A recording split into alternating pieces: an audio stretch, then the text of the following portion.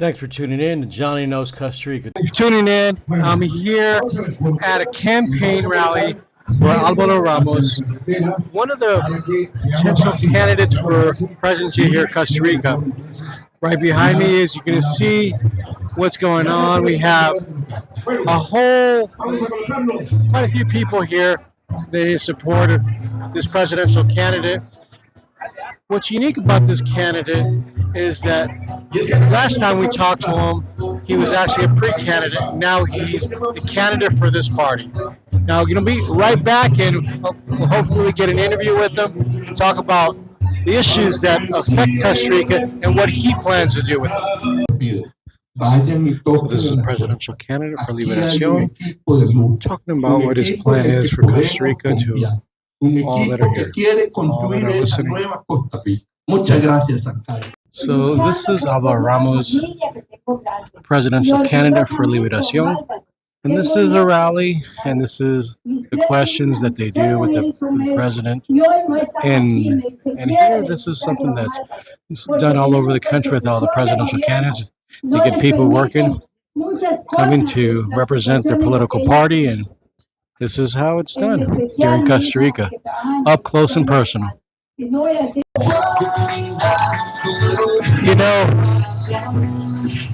see these presidential campaigns up close and personal. It's actually very different.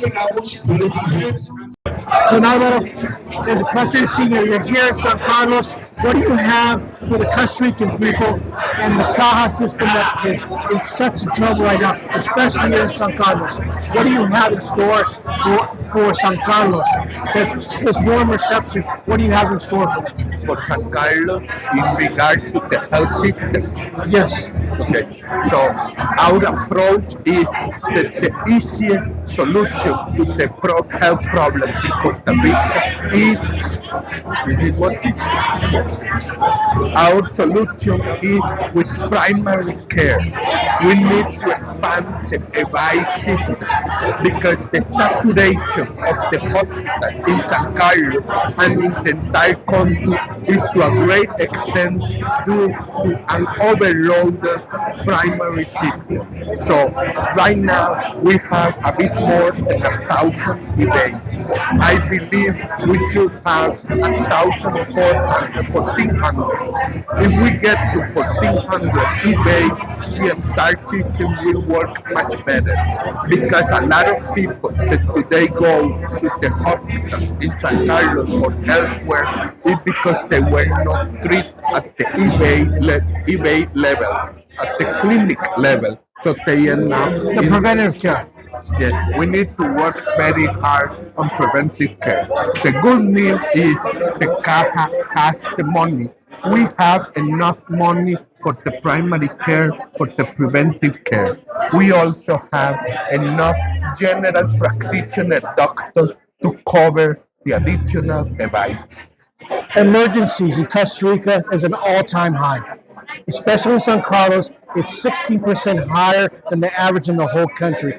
What about emergencies that are happening all over with the Caja system? Because the devices are preventative, but the hospitals that are regionalized don't have the support.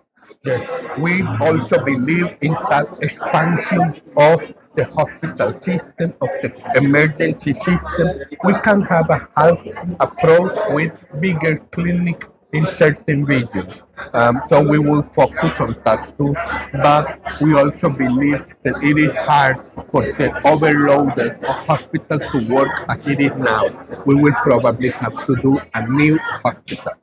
And the seniors of this country that are growing, right now it's prognosed that by 2030 we're going to have over 1 million seniors in the system. How do you prepare for that?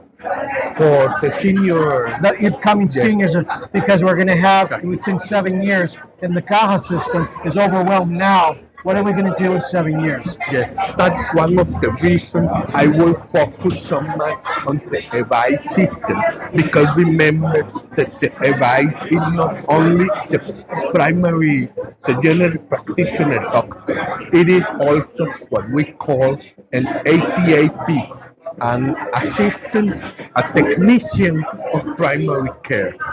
It is hard to believe, but when I have spoken to experts in the world, for instance, experts in public health at Harvard, and I have asked them, why do we have such great results in healthcare in Costa Rica? They tell me it is because of the ATAP. The ATAP covers the community, and in regard to senior care, having a person that visits the community, having a person that right now, whether you are a senior, for instance, maybe you are depressed, maybe you are not taking your medicine, when you have a primary care technician that visits you and that ensures that you are taking your medication, that your medication is working, then you avoid a lot of the problems that end up requiring hospital care. In summary, what do you tell those constituents why you want to be president of this country? I want to be president because for the same reason I have been telling you, I'm very detail oriented. I believe that most problems require very careful examination of the root of the problem, not the superficial, the surface appearance. You have to go to the deep root of the problem. And I take that approach in the caja and in everything else. What is the root of our security problem? What is the root of our infrastructure problem?